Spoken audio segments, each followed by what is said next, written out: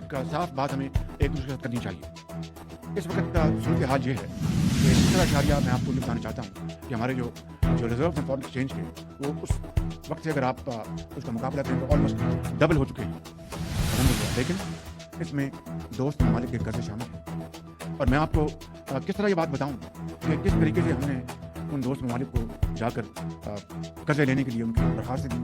اور ان دوست ممالک نے ہماری نہیں کیا، لیکن آپ جانتے ہیں کہ جو قرض لینے جاتا ہے اس کا سر جھکا ہوا ہوتا ہے، اور پھر اس کے بعد جو آبلیگیشنز آتی ہیں وہ آپ کو اس کا اچھی طرح علم ہے۔ میں یہاں پر بغیر کسی لگی لپٹی کے آپ کو بتانا چاہتا ہوں کہ میں بھی اور خاموشی کے ساتھ ہم کئی ممالک میں گئے اور ان سے کہا کہ IMF کا پروگرام ہے، یہ ہمارا ایکسٹرنل گیپ ہے، آپ اتنے $1 بلین دے دیں، آپ $1 بلین دے دیں۔ میں ان ممالک کا بے حد شکر گزار ہوں کہ جنہوں نے ہماری پذیرائی کی، لیکن آپ جانتے ہیں کہ جب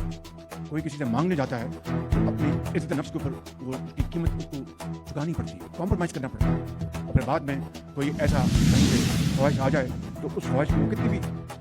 وہ اس کو امپلیمنٹ کرنے کا کوئی جواز نہ ہو، آپ اس کا بوجھ لیتے ہیں۔ میں سمجھتا ہوں کہ یہ وہ حالات ہیں جن سے ہم گزرے۔ پھر ان ممالک میں جنہوں نے ہماری مدد کی، چین میں